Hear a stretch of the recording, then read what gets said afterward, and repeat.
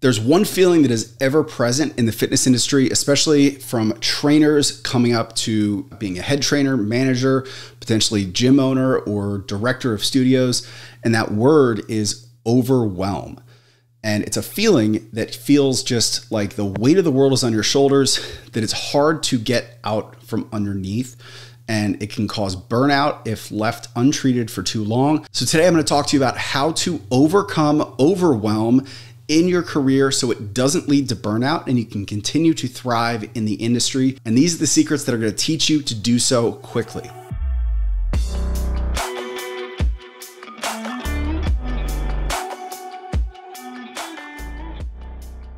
So first, I'm a big fan of just language in general and the origin of words or the study of etymology. So the definition of the word overwhelm means to feel drowned or buried under an immovable object. And I think if anybody's felt overwhelmed before in your career or in your life, that's exactly how it feels. It physically feels like a weight is on your shoulders and weighing on you, and it makes it hard to move, hard to think, and hard to think rationally.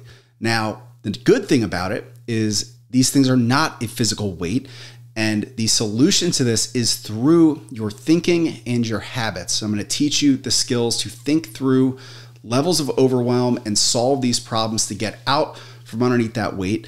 And I'm going to start with a story. So probably about 6 months ago, we acquired a struggling gym in Florida, which is about 6 states away. It can only be accessed by a plane ride.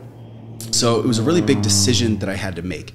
So I flew out and I had a discussion with the current owners of the business, and I flew out there with my family, had some great, times with my kids on the beach.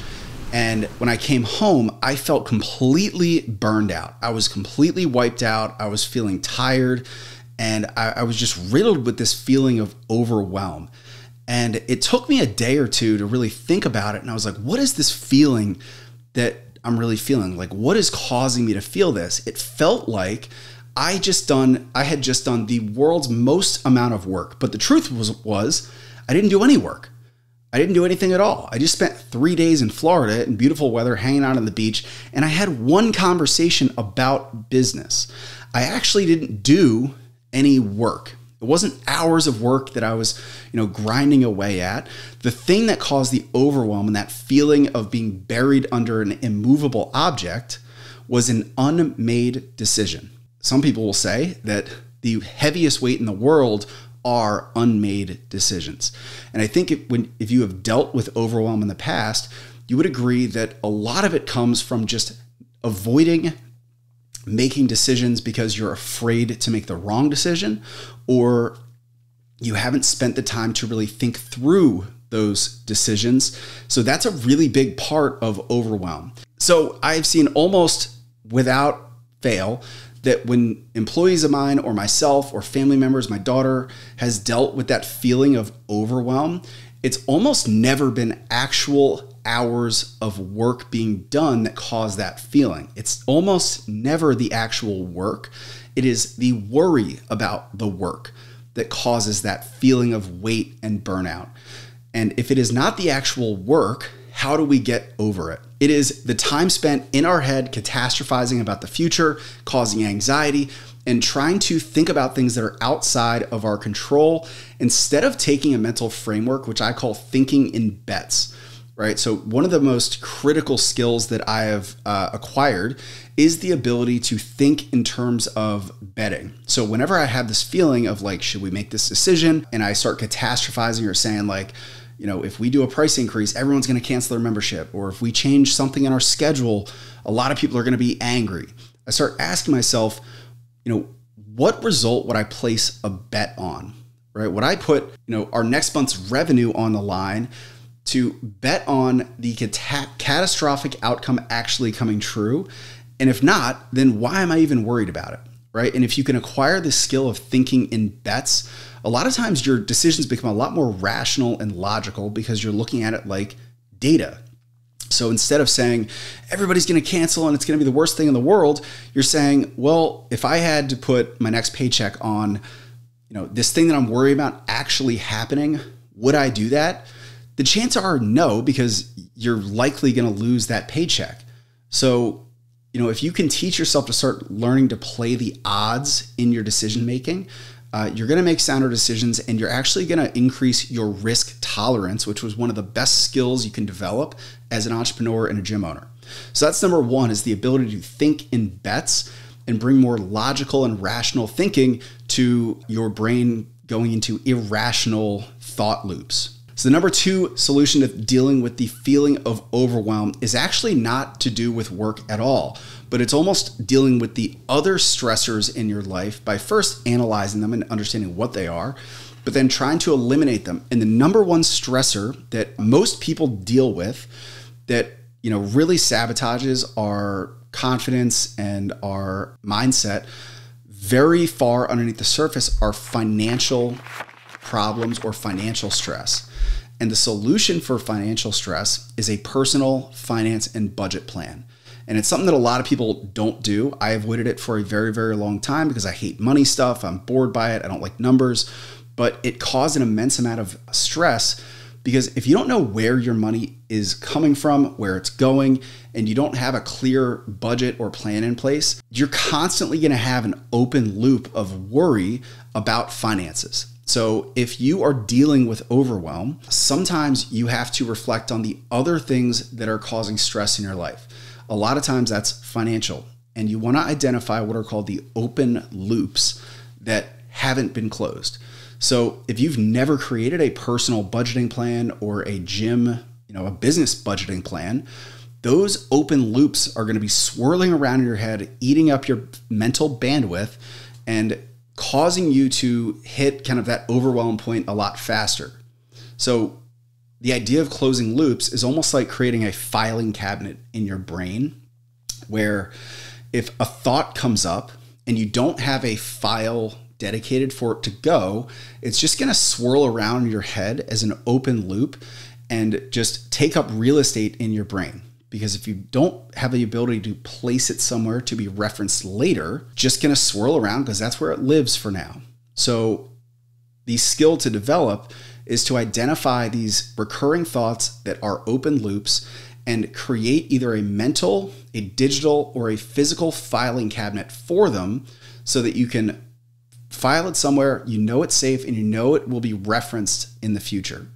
So number two skill is to identify any open loops or outside stressors that are causing you to reach that overwhelm point and find a way to file them away and create organization for them to close those loops and free up the bandwidth in your head. Number three, of course, as a fitness professional, I'm going to go here, but it is sleep, diet, and exercise. So again, your level of overwhelm typically comes from your brain's ability to handle stress, manage allostatic load, make sound decisions, and just operate very efficiently. So you have the more modern area of your brain. It's called the prefrontal cortex. That's where the executive functioning lives. And while it's a very small part of your body, it only makes up about 2% of your total body weight. It consumes about 20% of your total basal metabolic rate. So fitness people will know what I'm talking about, but essentially it chews up a ton of calories.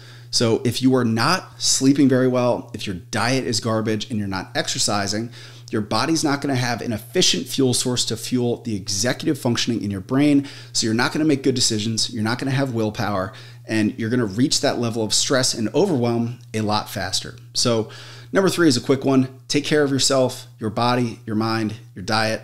It's going to improve your executive functioning, give you sounder decision-making, and make you think a lot clearer. And the last skill to develop is this idea of having unshakable confidence.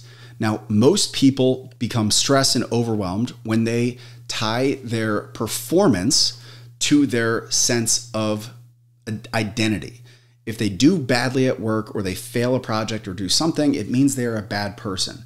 Now, David Sandler, who created the Sandler sales system, created this roles and identities framework. One of my mentors, Charlie Houck at Growth Dynamics, talks about person versus performance.